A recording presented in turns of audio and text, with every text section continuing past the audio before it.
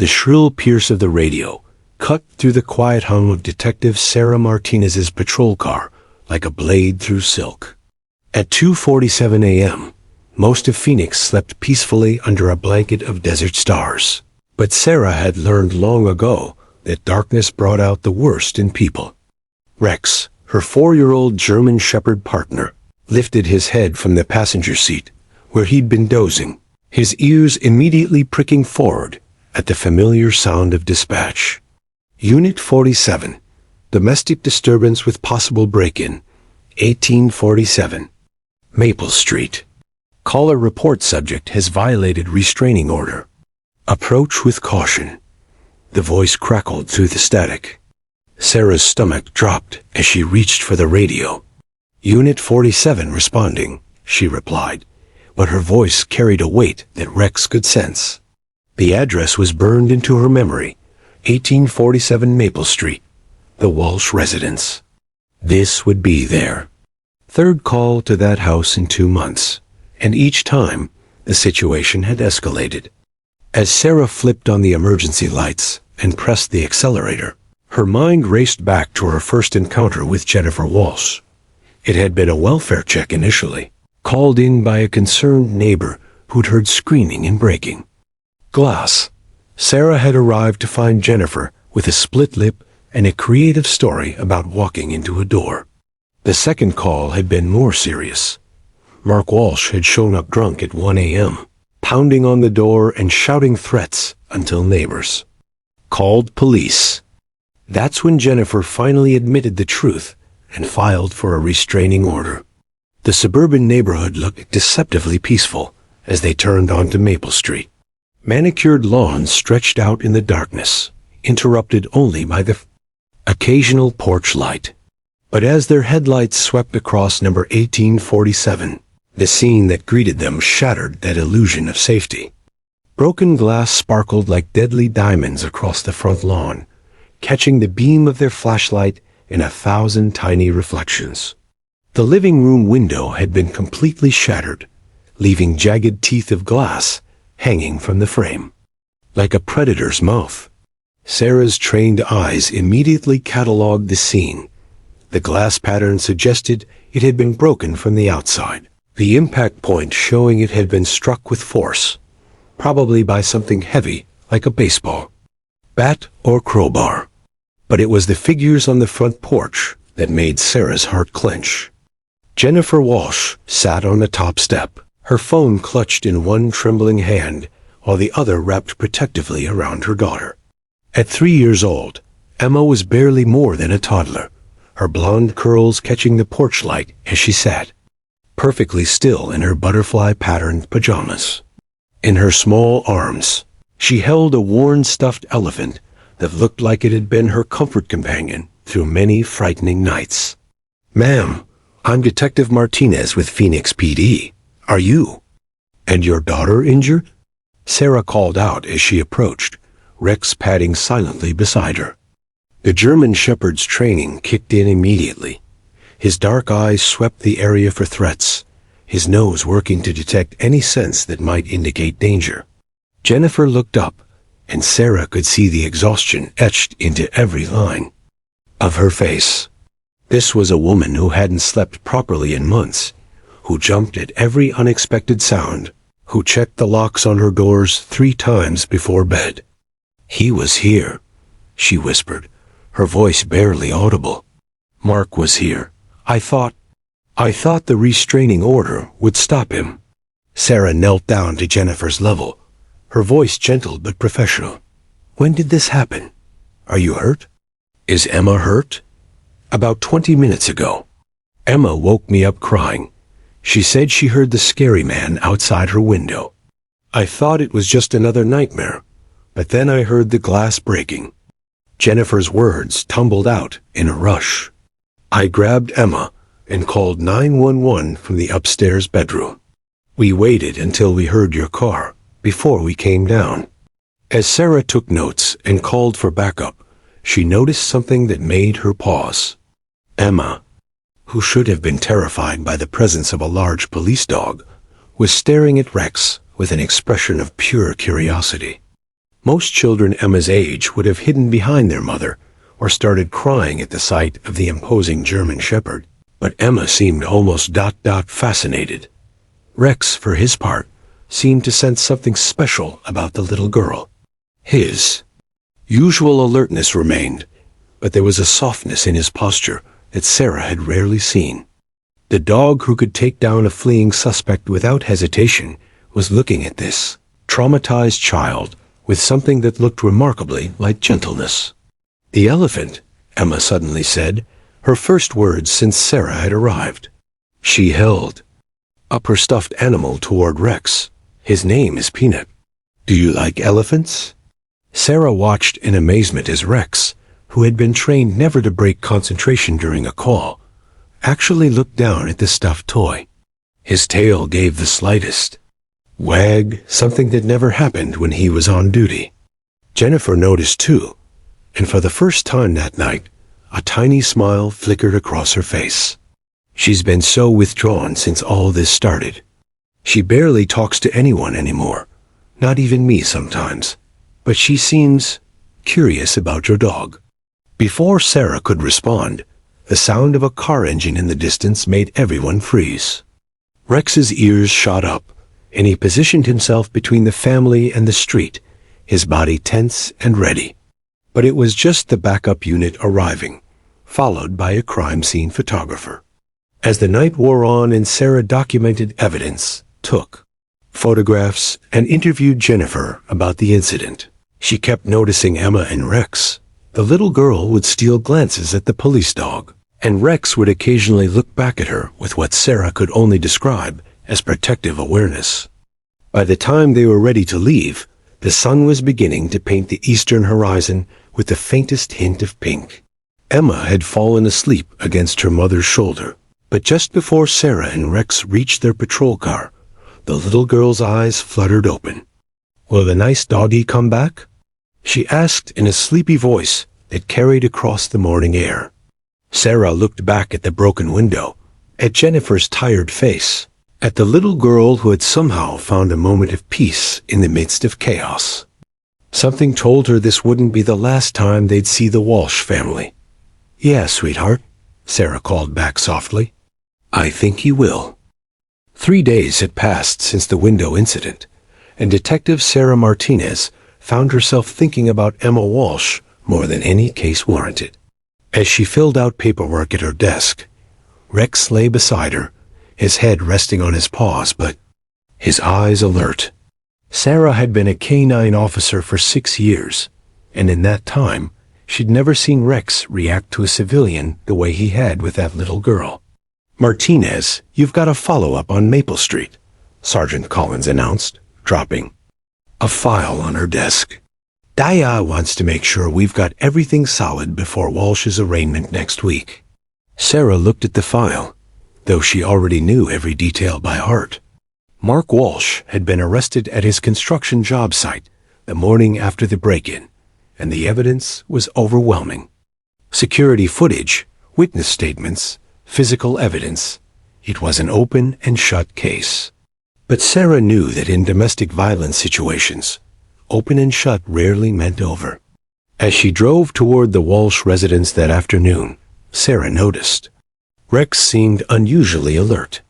A German shepherd typically remained calm during routine follow-ups, but today he sat straighter in his seat, his nose working overtime as they approached Maple Street. It was as if he remembered exactly where they were going. The house looked different in daylight. Someone had boarded up the broken window with plywood, and Jennifer had planted bright yellow marigolds in the front flower bed, a small but defiant gesture toward normalcy. As Sarah parked the cruiser, she saw a small face appear in the upstairs window, then disappear. Before Sarah could even get out of the car, the front door flew open, and Emma came running down the porch steps, her blonde curls bouncing with each step. She wore a red sundress with tiny white polka dots and clutched the same stuffed elephant from that night. "Rex! Rex!" Emma called out, her voice filled with pure joy. "Mommy, it's Rex." Sarah had never seen a child so excited to see a police dog. Rex's tail was wagging, another behavior that was completely out of character for him during duty hours. As Sarah opened the passenger door, Rex immediately focused on Emma, his entire demeanor shifting from professional alertness to something that looked remarkably like affection. "I'm so sorry," Jennifer said, hurrying after her daughter. "Emma's been asking about your dog every day since you left. She keeps asking when the nice police doggy is coming back." Jennifer looked exhausted, but better than she had 3 nights ago. The constant fear in her eyes had been replaced by something Sarah recognized as cautious hope. "It's fine," Sarah assured her. "Actually, kids and Rex don't usually get along this well. He single quotes particular about who he likes." Emma had stopped just out of arm's reach of Rex, suddenly shy now that he was actually there. She stood perfectly still, holding her stuffed elephant against her chest, studying the German Shepherd with the serious intensity that only small children possess. Rex, sensing her hesitation, did something that made Sarah's jaw drop. The dog slowly lowered himself to the ground, lying down so he would appear less intimidating to the child. This was not a behavior Sarah had ever trained him to do. This was pure instinct. A 85-pound police dog making himself vulnerable and approachable for a traumatized 3-year-old. "He's lying down for me," Emma whispered, her eyes wide with wonder. She took a tentative step forward, then another. "Is that because he's my friend?" "I think so, sweetheart," Sarah said, though she was as amazed as Emma. Rex had been trained to be protective, alert, and sometimes aggressive when necessary. This gentle behavior was something entirely new. Emma slowly approached until she was close enough to reach out her small hand. She placed it gently on top of Rex's head, her fingers disappearing into his thick fur. The German Shepherd remained perfectly still, though his tail continued to wag softly against the grass. "You're very soft," Emma told Rex seriously. "And you have kind eyes, not scary eyes like—" She stopped mid-sentence, but Sarah knew she was thinking about her father. Then something extraordinary happened. Emma sat down cross-legged in the grass beside Rex and began to talk to him as if he were her oldest friend. "I had bad dreams again last night," she confided, her voice dropping to a whisper. "The scary man was trying to get in my room, but in my dream, you were there. You stood in front of my door and wouldn't let him in." She stroked Rex's fur gently. "Do you think you could really protect me if he comes back?" Rex responded by shifting slightly closer to Emma, his large body creating a protective barrier between her and the street. Sarah felt a lump forming in her throat. In 6 years of police work, she'd seen a lot of heartbreaking situations, but there was something about watching this connection form between her partner and this traumatized child that touched her more deeply than she expected. Jennifer sat down on the porch steps, watching her daughter with tears in her eyes. "She hasn't talked this much since everything started," she told Sarah quietly. "The child psychologist says trauma can make kids withdraw, stop communicating. But with your dog, Rex seems to bring out something different in her," Sarah agreed, watching as Emma now showed Rex her stuffed elephant. "This is Peanut," Emma explained to Rex with great seriousness. "He's been my friend since I was a baby. But he's just stuffed animal brave, not real brave like you." She looked into Rex's dark eyes. "Will you teach Peanut how to be really brave?" To Sarah's complete amazement, Rex gently nuzzled the stuffed elephant with his nose, as if accepting this important responsibility. For the next 20 minutes, Sarah conducted her follow-up interview with Jennifer, while Emma sat in the grass, talking to Rex about everything and nothing. Her favorite cartoons, the flowers in the garden, how she hoped the scary man would stay far away. Rex listened to every word with the patience of a saint, occasionally responding with a soft whine or gentle nudge. When it was time to leave, Emma's face fell. "Does Rex have to go fight bad guys now?" "That's his job, sweetheart," Sarah explained. "But I think he had a really good time visiting with you today." Emma stood up and wrapped her arms around Rex's neck in a fierce hug. The German shepherd, who had been trained never to show affection while on duty, gently rested his chin on the little girl's shoulder. "I love you, Rex," Emma whispered into his fur. "Come back soon, okay?" As they drove away, Sarah glanced in her rearview mirror to see Emma waving from the front yard, still clutching her elephant. Rex was looking back too, watching until the house disappeared from view. "What do you think, partner?" Sarah asked. "Want to make this a regular wellness check?" Rex's tail thumped once against the seat, his way of saying yes. Mark Walsh had always prided himself on being smarter than the system. As he sat in Murphy's bar at 11:30 p.m., nursing his fifth beer of the night, he congratulated himself on how cleverly he'd handled the situation at Jennifer's house. No witnesses, no fingerprints, and he'd parked 3 blocks away. The restraining order was just a piece of paper. What was the worst they could do? Fine him? Give him community service? What Mark didn't know was that Detective Sarah Martinez and her team had spent the last 72 hours methodically building an airtight case against him. While he was drinking and bragging to anyone who would listen about how his crazy ex-wife was trying to ruin his life, Sarah was reviewing security footage from every business within a 6-block radius of Maple Street. The breakthrough came from an unexpected source. Tommy Chun, who ran the 24-hour Quick Mart across from Jennifer's neighborhood, had installed new security cameras just 2 weeks earlier after a string of robberies. When Sarah approached him about the night of the incident, Tommy's face lit up. "Oh yeah, I remember that night," he said, leading Sarah to his cramped office behind the store. Around 2:30 a.m., this guy in a dark pickup truck parked right across the street. Sat there for maybe 10 minutes, then got out with something in his hand. Looked like a baseball bat or something. I almost called the cops then, but figured maybe he was just having car trouble. The security footage was crystal clear. Mark Walsh's face was perfectly visible as he stepped out of his truck, checked his surroundings, then walked purposefully toward the Walsh residence, carrying an aluminum baseball bat. The timestamp showed 2:31 a.m. The camera even caught him returning to his truck at 2:44 a.m. and captured his license plate as he drove away. "We've got him," Detective Luis Rodriguez, Sarah's partner, said as they reviewed the footage for the 3rd time. Between this video, the witness statements from the neighbors, and the physical evidence at the scene, this case is bulletproof.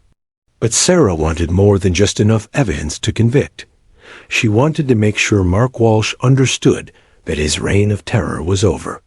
She spent the next day conducting what she privately called psychological warfare. She visited Mark's workplace, a construction site downtown, and spoke with his supervisor about his legal troubles. She made sure to park her patrol car, with Rex visible in the passenger seat, in plain sight of the site's main entrance. Word spread quickly among the construction crew. By lunchtime, Mark was fielding questions and suspicious looks from his co-workers. His supervisor, a no-nonsense woman named Carol Martinez, pulled him aside for a conversation about maintaining the company's reputation. That evening, Sarah drove slowly past Mark's apartment complex twice, making sure her patrol car was visible to anyone looking out their windows. She wanted him to feel watched, hunted, off balance. Rex seemed to sense the purpose of these maneuvers. The German shepherd sat alertly in his seat, his dark eyes scanning the building as if he were memorizing every detail. The arrest was planned for dawn on Friday, a time when Mark would be groggy, off guard, and less likely to cause a scene. Sarah had assembled a team of 4 officers, though she suspected Mark Walsh was more bluster than actual fight. Men who terrorized women and children in the dark of night rarely showed the same courage when faced with armed police officers in broad daylight. At 5:45 a.m., Sarah's team surrounded the rundown apartment complex where Mark had been staying since. Jennifer kicked him out. The building was a testament to poor life choices: peeling paint, broken windows, and a lingering smell of failure that seemed to seep from its walls. Rex padded silently beside Sarah as they climbed the concrete stairs to the second floor. "Phoenix Police." Mark Walsh opened the door. Sarah's voice echoed through the hallway, followed by the sound of heavy knocking. The response was immediate.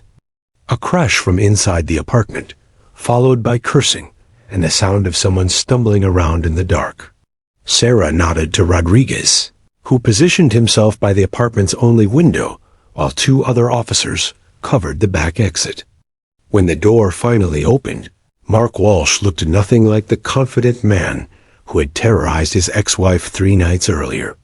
His hair was disheveled, his eyes were bloodshot, and he was wearing only boxer shorts and a stained t-shirt. But it was the expression on his face when he saw Rex that told Sarah everything she needed to know about his true character. "Mark Walsh, you're under arrest for violation of a restraining order, criminal trespass, terroristic threatening, and destruction of property," Sarah announced, pulling out her handcuffs. Rex stood beside her, alert and professional, but Sarah noticed how the dog's presence seemed to drain all the fight out of Mark. "This is harassment," Mark protested weakly as the handcuffs clicked into place. "I didn't do anything." "You can't prove I was anywhere near that house."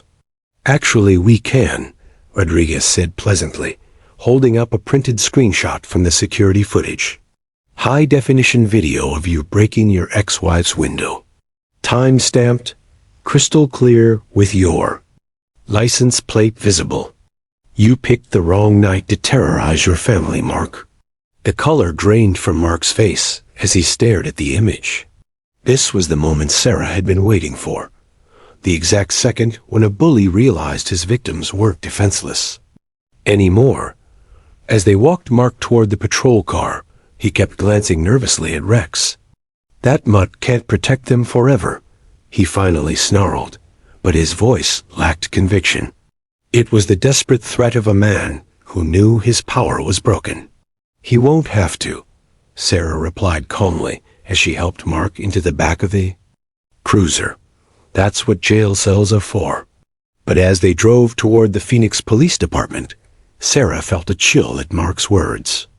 She thought about Emma's innocent face, about the trust in the little girl's eyes when she looked at Rex. Men like Mark Walsh didn't give up easily, and restraining orders were just pieces of paper. The real battle was just beginning. Rex seemed to sense her thoughts. The German shepherd turned in his seat and looked back at Mark through the security partition, his dark eyes steady and unwavering. It was a look that promised Mark Walsh that someone was watching, someone who wouldn't be intimidated, wouldn't back down, and wouldn't forget. Mark stared back for a moment, then looked away first. Even he understood that message. The call came in at 3:17 a.m. on a Tuesday, exactly 1 week after Mark Walsh's arrest. Jennifer's voice on the 911 recording was barely a whisper. "This is Jennifer Walsh at 1847 Maple Street. My daughter is having nightmares again. She's screaming for Rex. I know this isn't an emergency, but could someone please send Detective Martinez? Emma won't calm down." Sarah was already awake when dispatch patched the call through to her personal phone. She'd been lying in bed, staring at the ceiling and thinking about the Walsh case. Mark was being held on $50,000 bail, money his construction worker salary couldn't cover, but his arraignment was scheduled for Friday. After that, there was a real possibility he'd be released pending trial. "Come on, Rex," she said quietly, reaching for her uniform. The German shepherd was immediately alert, as if he'd been waiting for this moment. Looks like we're making a house call. The drive through Phoenix's empty streets gave Sarah time to think. In her 6 years as a K-9 officer, she'd never made an unofficial wellness check at 3 in the morning. Department protocol was clear about off-duty involvement in cases, but something about Emma Walsh had gotten under her skin. Maybe it was the way the little girl had looked at Rex with such absolute trust, or maybe it was her own memories of childhood fears that adults couldn't understand. The Walsh house was dark, except for a single light glowing in an upstairs window. As Sarah parked her personal car, not the patrol cruiser, she could hear faint crying coming from inside. Rex whined softly, his ears pricked forward toward the sound. Jennifer opened the door before Sarah could knock, her face streaked with tears and her hair disheveled. "Thank God you came," she whispered. "She's been crying for 2 hours. She keeps saying the scary man is coming back, and only Rex can stop him." Upstairs, Emma sat in the middle of her small pink bedroom, surrounded by stuffed animals that had been arranged in a protective circle around her. She wore frozen pajamas and clutched her elephant, Peanut, against her chest. Her face was red and puffy from crying, and when she saw Sarah appear in the doorway, her sobs intensified. "Where's Rex?" Emma hiccuped. "I need Rex." "The scary man was in my closet and under my bed, and Rex wasn't here to protect me."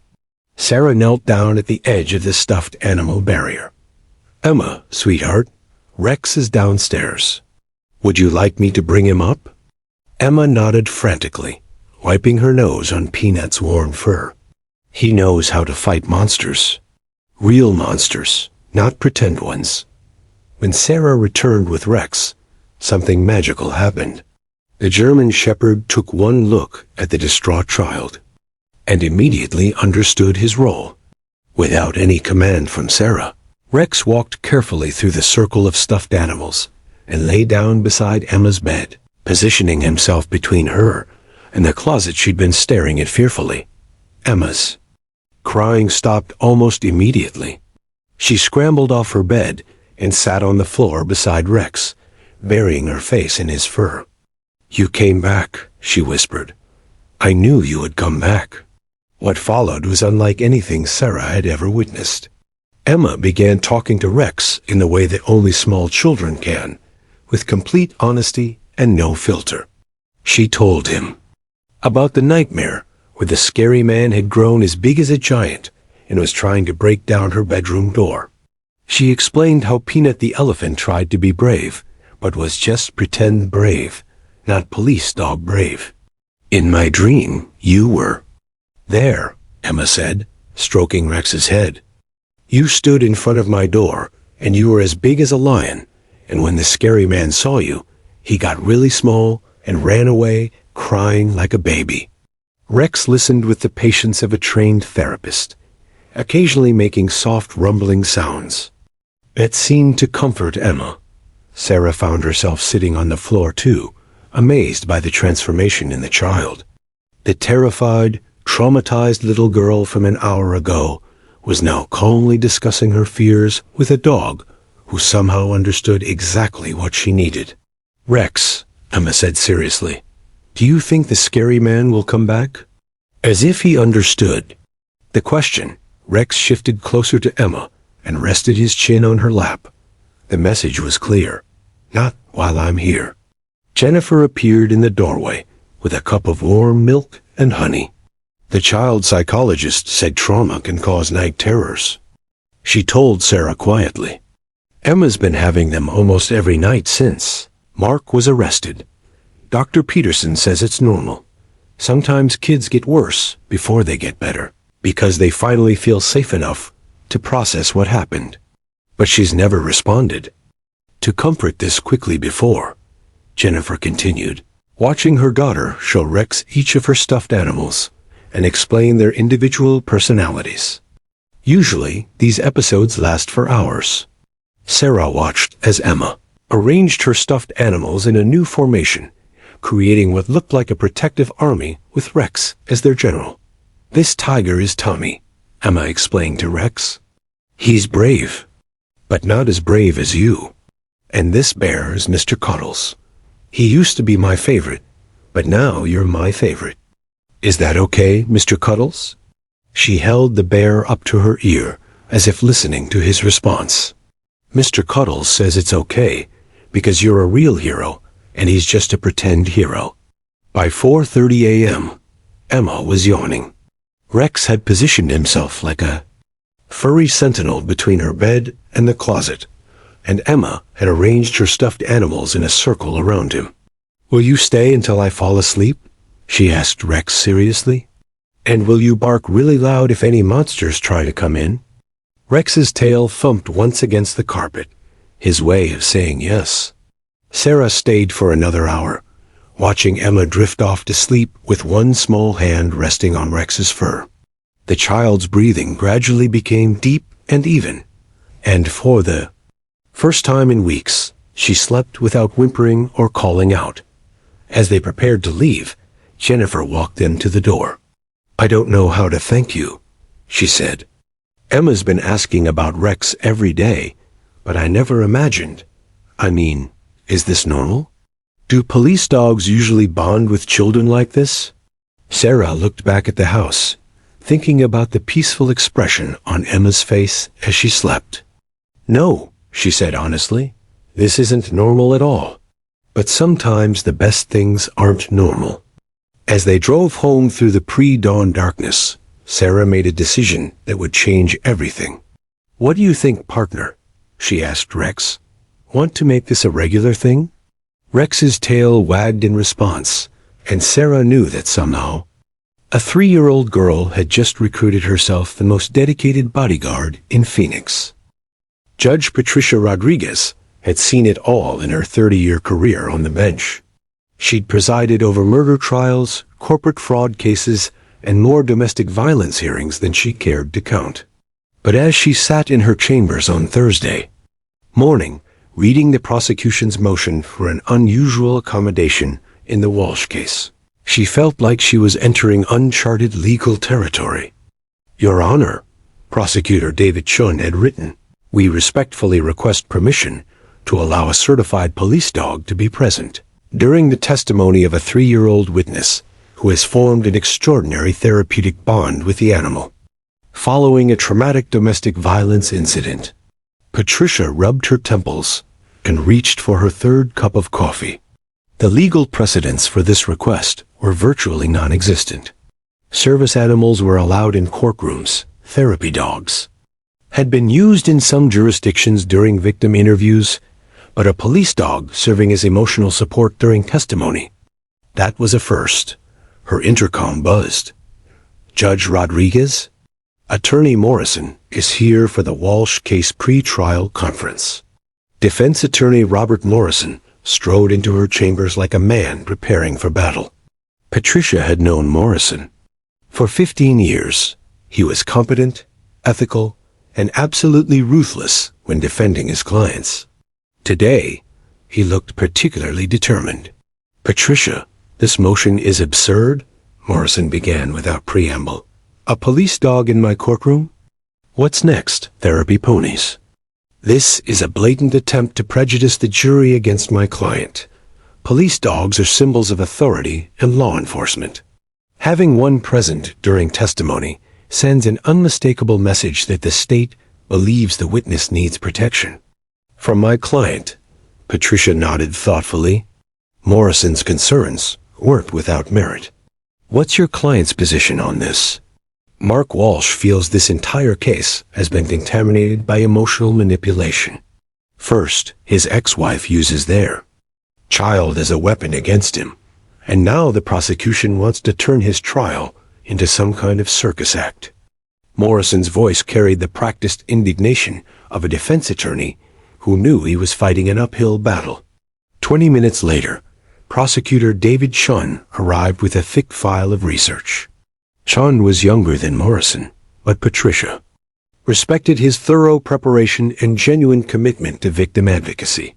"Judge Rodriguez, I've researched similar cases from across the country," Chun began, spreading documents across her desk. Courts in Oregon, Vermont, and Michigan have allowed facility dogs during testimony from child witnesses. The legal precedent exists, and the psychological research is overwhelming. Sean pulled out a study from the University of California. Children who testify with therapy, animals present show 67% less stress markers and provide 43% more complete testimony.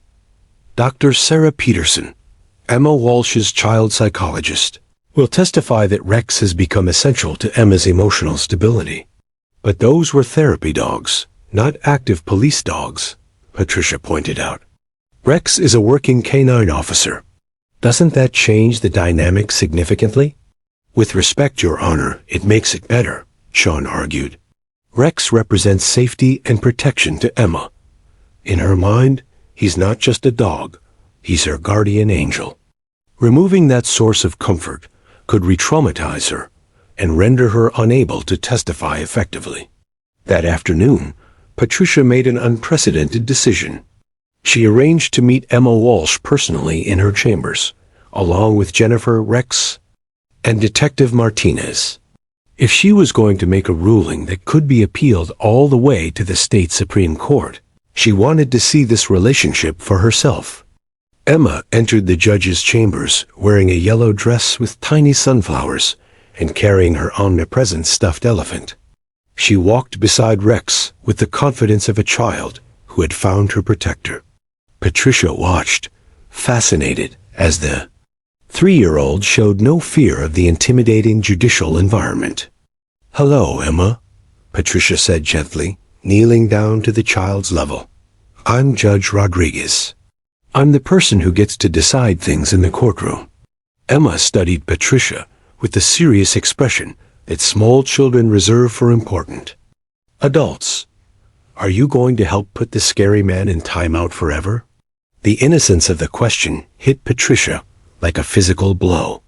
This wasn't about legal precedents or courtroom procedures.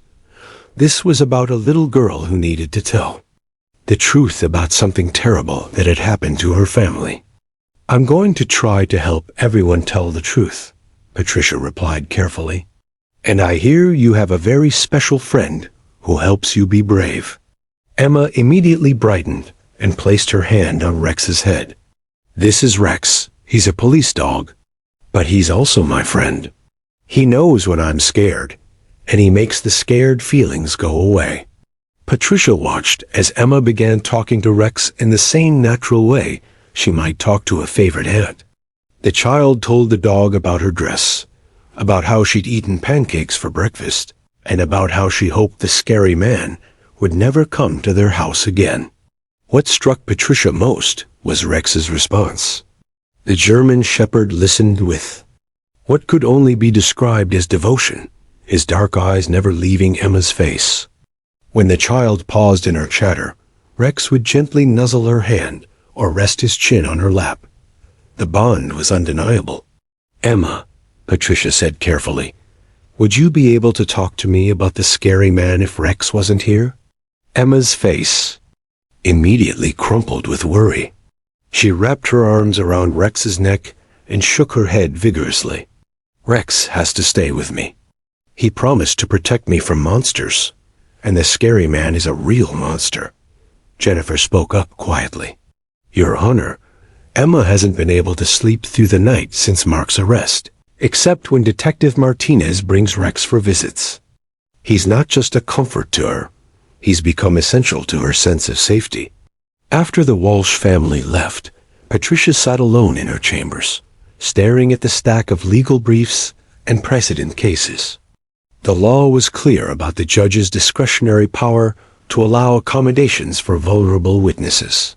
The research supported the therapeutic value of animal-assisted testimony, but she also understood Morrison's concerns about jury prejudice. At 6 p.m., Patricia made her decision. She called both attorneys to inform them of her ruling.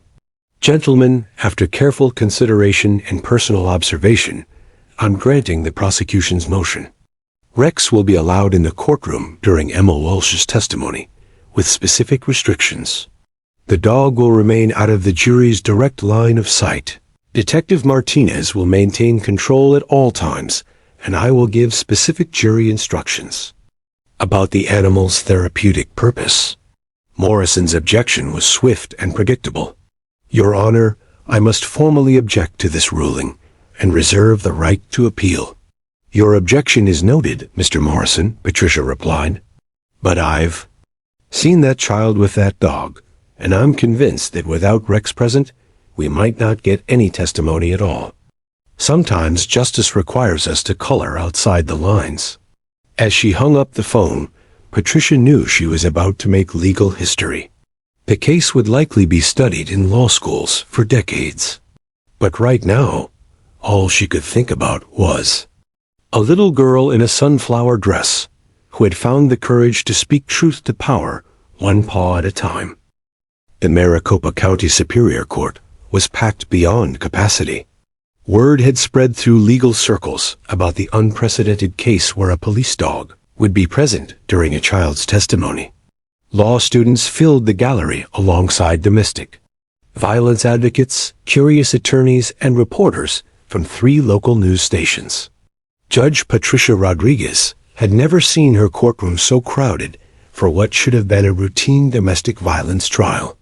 At the prosecution table, David Sean reviewed his notes one final time while Detective Sarah Martinez sat in the gallery's front row with Rex lying calmly at her feet. The German shepherd seemed to sense the gravity of the moment. His usual alertness was tempered with an almost protective stillness as he watched the courtroom fill with strangers. Mark Walsh entered through the defendant's door, flanked by his attorney Robert Morrison and 2 bailiffs. He'd been released on bail 3 days earlier, after his brother posted the $50,000 bond, and he looked every inch the man who believed he was being persecuted by an unfair system. His dark suit was expensive, but ill-fitting, and his eyes immediately swept the courtroom until they found Jennifer sitting in the witness section. The hatred in his gaze was unmistakable. Jennifer visibly shrank under his stare, her hands trembling as she clutched the small purse in her lap. Even with a restraining order in place and bailiffs present, Mark's mere presence seemed to fill the room with menace. "All rise," the bailiff announced, the Honorable Judge Patricia Rodriguez presiding. Judge Rodriguez took the bench with the weight of legal history on her shoulders. She'd received calls from colleagues across the country since word of her ruling leaked, some supportive, others warning her about the precedent she was setting. But looking down at the packed courtroom, seeing the fear in Jennifer's eyes and the cruel confidence in Mark's expression, she knew she'd made the right decision. "Ladies and gentlemen of the jury," Judge Rodriguez began after the preliminary proceedings, "you are about to hear testimony from a 3-year-old witness. Due to the traumatic nature of this case, the court has granted permission for a therapy animal to be present during this testimony. I want to make it absolutely clear that the presence of this animal is solely for the emotional support of the witness and should not be interpreted as any indication of guilt or innocence." Morrison immediately stood. "Your Honor, the defense renews its objection to this unprecedented accommodation." "Your objection is noted and denied, Mr. Morrison. Please be seated." Chun called Jennifer Walsh as his first witness. She walked to the stand on unsteady legs, her voice barely audible as she recounted the pattern of escalating abuse, the threats, the restraining order violations. Mark watched her every word with undisguised contempt, occasionally whispering something to Morrison that made his attorney look uncomfortable. "Mrs. Walsh," Chun continued gently, "can you tell the court about the night of March 15th? Jennifer's testimony painted a picture of terror, the sound of breaking glass, Emma's terrified screams, the feeling of being hunted in her own home. Several jurors shifted uncomfortably in their seats, and one elderly woman dabbed at her eyes with a tissue. Morrison's cross-examination was aggressive but professional. He questioned Jennifer's memory, suggested she might be exaggerating for sympathy, and implied that her own behavior might have contributed to the relationship's problems. It was a standard defense strategy, but watching Mark nod approvingly at each attack on his ex-wife's credibility made several jurors visibly uncomfortable. "Mrs. Walsh," Morrison pressed, "isn't it true that you've coached your daughter to say these things about my client?" "I would never use Emma like that," Jennifer replied, her voice growing stronger. "She's 3 years old. She shouldn't even know words like restraining order or domestic violence. But she does because of what your client put us through." When Jennifer stepped down, the tension in the courtroom was palpable. Everyone knew what came next. "Your Honor," Chun announced, "the state calls Emma Walsh." The courtroom fell into complete silence as the side door opened. Emma entered wearing a pale blue dress with tiny white flowers, her blonde curls freshly brushed and held back with a matching headband. She clutched Peanut, her stuffed elephant, against her chest and looked around the intimidating formal space with wide, uncertain eyes. Jennifer had prepared her daughter as much as possible, but nothing could truly ready a 3-year-old for the overwhelming experience of a packed courtroom. The high ceilings, dark wood paneling, and sea of strange adult faces created an environment that seemed designed to make a small child feel powerless. Rex remained motionless as Emma was led to the witness stand, but his dark eyes never left the little girl. Detective Martinez kept her hand gently on his collar, ready to move if needed. Chun approached the witness stand with the careful movements of someone approaching a frightened animal. "Hello, Emma. Do you remember me?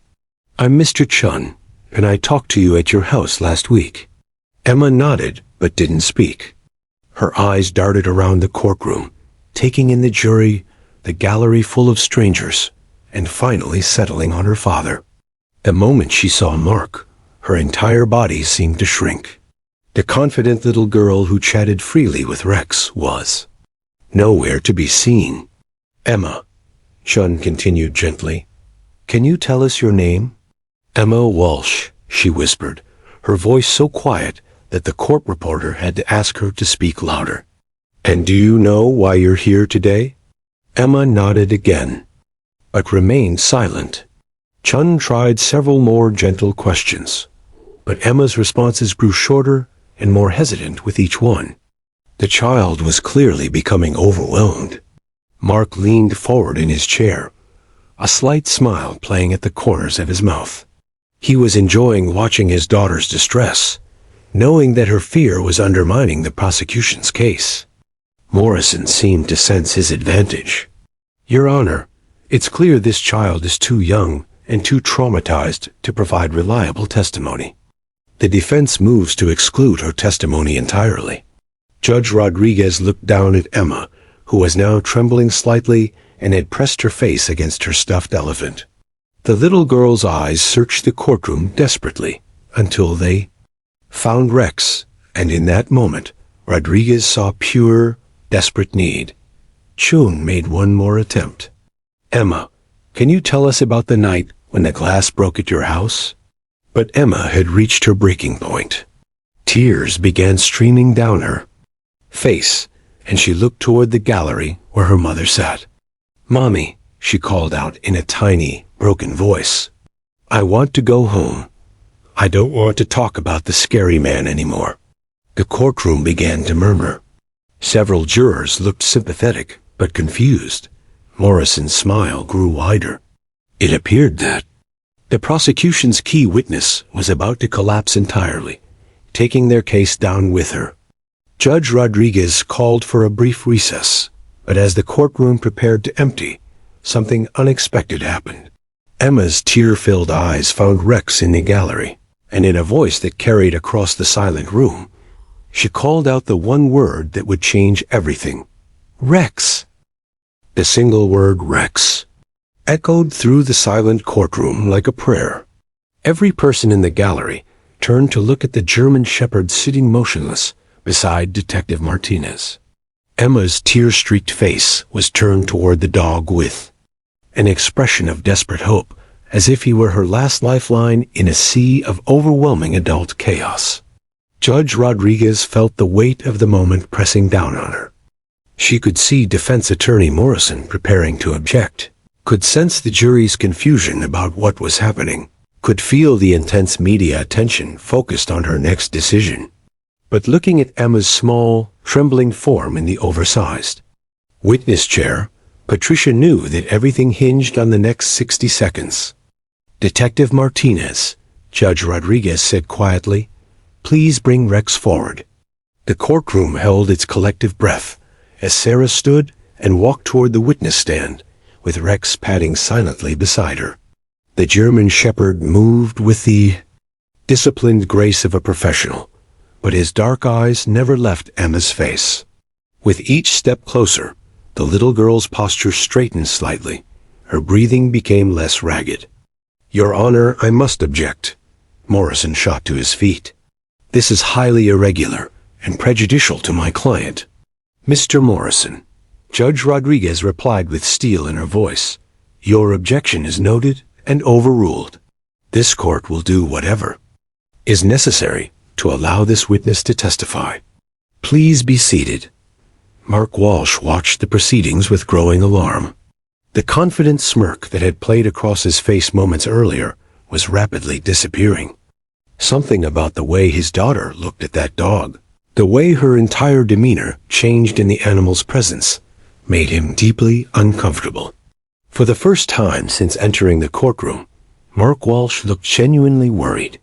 Rex reached the witness stand and, without any command from Sarah, performed the same behavior he'd shown in Emma's bedroom weeks earlier. The 85-pound police dog carefully lowered himself to the floor, positioning his body between Emma and the defendant's table where her father sat. It was a subtle movement, but its meaning was unmistakable. Rex was placing himself as a barrier between the child and her source of fear. Emma immediately slipped down from the witness chair and sat cross-legged on the floor beside Rex, her small hand finding its familiar place on his head. The transformation was instantaneous and remarkable. The terrified, overwhelmed child from moments before was replaced by the Emma that Sarah had come to know, still young and vulnerable, but grounded by an unshakable sense of safety.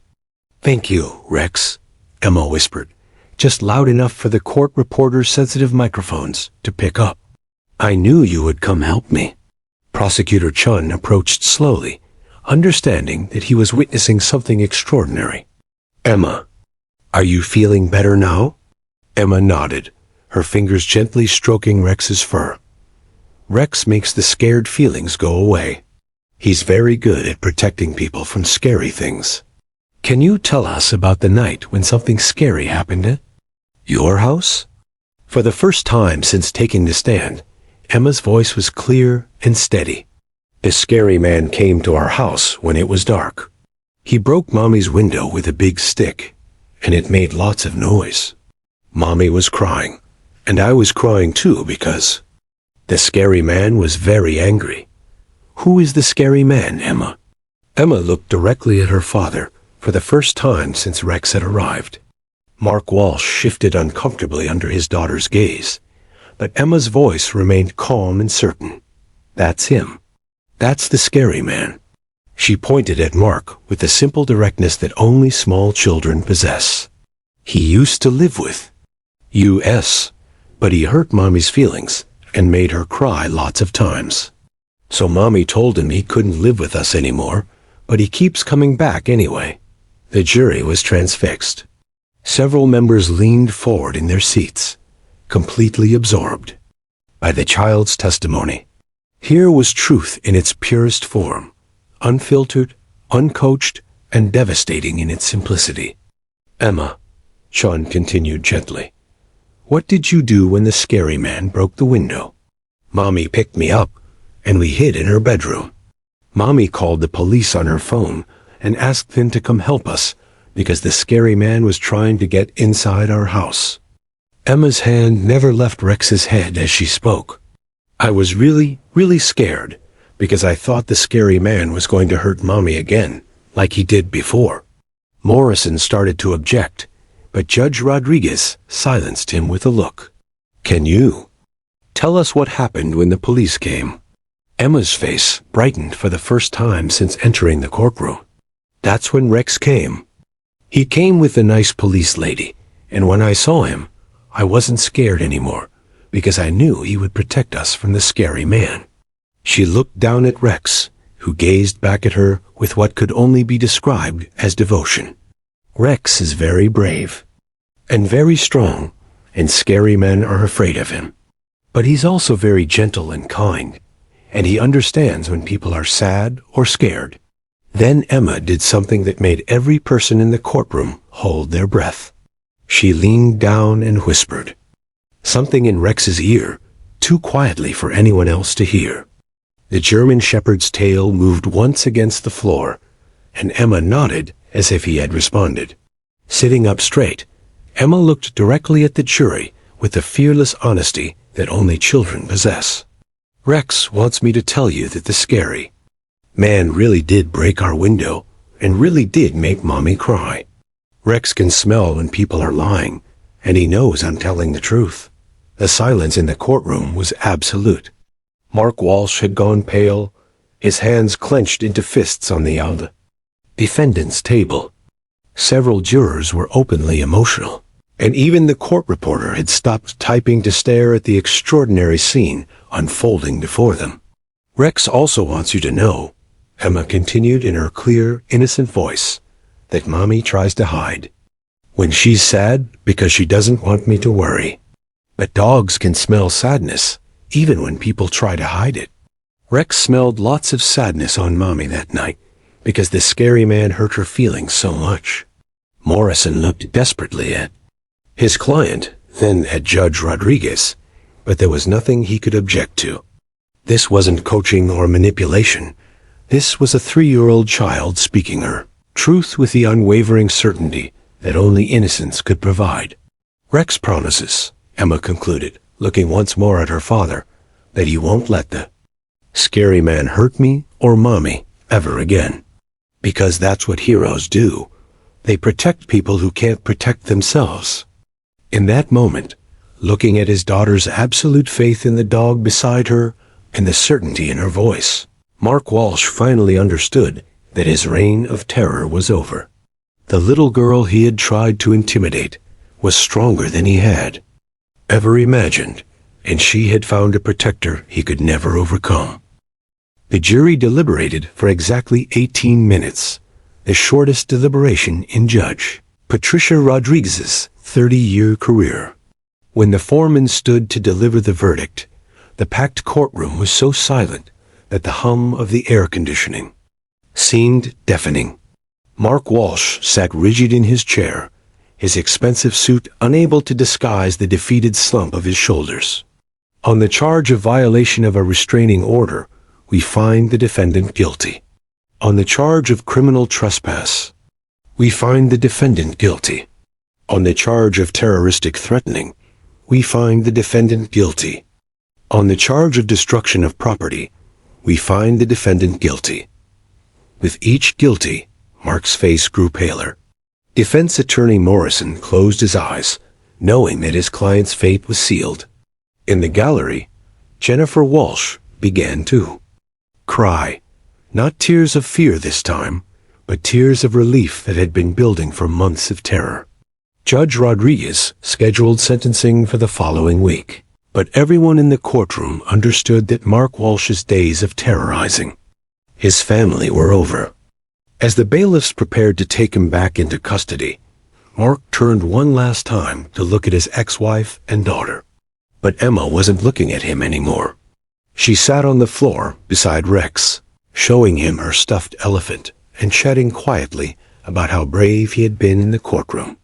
The little girl who had once cowered in fear at the mere mention of her father's name was now completely absorbed in a conversation with her four-legged protector, as if the man who had haunted her nightmares was already forgotten. 1 week later, Judge Rodriguez sentenced Mark Walsh to 5 years in state prison, the maximum allowable under Arizona sentencing guidelines. "Mr. Walsh," she said from the bench. Your actions terrorized a woman and child who should have been able to trust you above all others. This court has seen the devastating impact of your choices, and we have also seen the remarkable courage of your victims. I can only hope that during your incarceration, you will find a way to understand the magnitude of the harm you have caused. But the real transformation was happening outside the courtroom walls. 6 months after the trial, Detective Sarah Martinez pulled into the driveway of a modest ranch house in Scottsdale, Arizona. Jennifer had used her savings and a victim's assistance grant to make a fresh start in a neighborhood where Mark Walsh's presence would never again cast a shadow over their lives. Rex bounded out of the patrol car with an enthusiasm that Sarah had never seen during their regular duties. The German shepherd knew this address by heart now, and his entire demeanor changed the moment they turned onto Jennifer Street. His tail was already wagging as they approached the front door. "Rex, Rex!" Emma's delighted voice rang out from inside the house, followed by the sound of small feet running across hardwood floors. The front door flew open to reveal a completely transformed child. Gone was the withdrawn, frightened little girl from the courtroom. Emma practically glowed with confidence and joy, her blonde curls bouncing as she ran to greet her favorite visitor. "Did you catch any bad guys today?" Emma asked seriously as she wrapped her arms around Rex's neck. It had become their traditional greeting, and Rex responded by gently nuzzling her cheek. "A few," Sarah replied with a smile. "But Rex told me he was much more excited about seeing you than catching bad guys." Emma giggled. "That's because we're best friends forever and ever, right, Rex?" The dog's tail thumped enthusiastically against the ground. Jennifer appeared in the doorway, and the change in her was equally dramatic. The constant tension that had once defined her features was gone, replaced by the peaceful expression of a woman who could finally sleep through the night without fear.